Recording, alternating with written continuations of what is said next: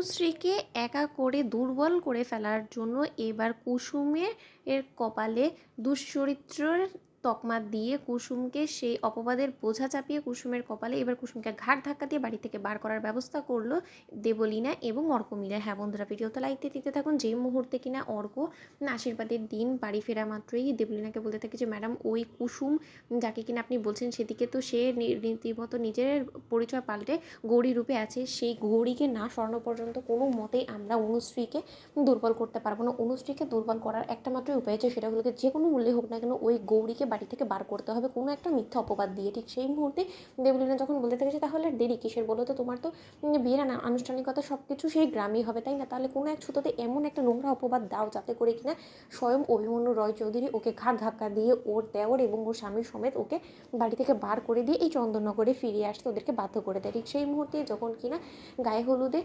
অনুষ্ঠানের জন্য যখন কিনা ছেলের বাড়িতে হলুদ নিয়ে আসার জন্য গৌরীর পিসিমণি যখন কিনা কুসুমকে পাঠায়, ঠিক সেই মুহূর্তেই হঠাৎ করে যখন কিনা গৌরীর সঙ্গে নোংরামো করা শুরু করে দেয় অর্ক, এবং অর্ক যখন বলতে থাকে যে এই তো সুযোগ, একবার তোমার সাথে নোংরামো করবো, তার পরবর্তীতে দেখো তোমার উপরে কীরকমভাবে আমি মিথ্যা প্রবাদ চাপাই। ঠিক সেই মুহূর্তে গৌরীর সঙ্গে নোংরামো করতে গিয়ে গৌরীর সঙ্গে যখন কিনা অসভ্যতামো করতে থাকে অর্ক, ঠিক সেই মুহূর্তে হঠাৎ করে যখন সেখানে অনুশ্রীর পিসিমণি চলে আসে এবং বলতে থাকে যে এসব আমি কী দেখছি। ঠিক সেই মুহূর্তে অর্ক চিৎকার চেঁচামেচি করে বাড়ি শুদ্ধ সকলকে জড়ো করে ফেলে এবং বলতে থাকে যে পিসিমণি, আপনি নিশ্চয়ই সচোখে দেখেছেন যে এই গৌরী আমার সঙ্গে কী করার চেষ্টা করছে। ও রীতিমতো আমাকে বদনাম করে ও অনুশ্রীর সঙ্গে আমার বিয়েটা বানচাল করার চেষ্টা করছে। ঠিক সেই মুহূর্তে যখন কিনা অনুশ্রীর বিয়ে বানচাল করার এই অপবাদ মাথায় করে নিয়ে কুসুম যখন অনুশ্রীদের বাড়িতে ফিরে আসে এবং বলতে থাকে যে কর্তা, আপনি আমার কথা বিশ্বাস করুন, আপনি তো আমাকে অনেকদিন ধরে চেনেন, আমি কি সত্যি এরকম দুশ্চরিত্র প্রজাতির মেয়ে।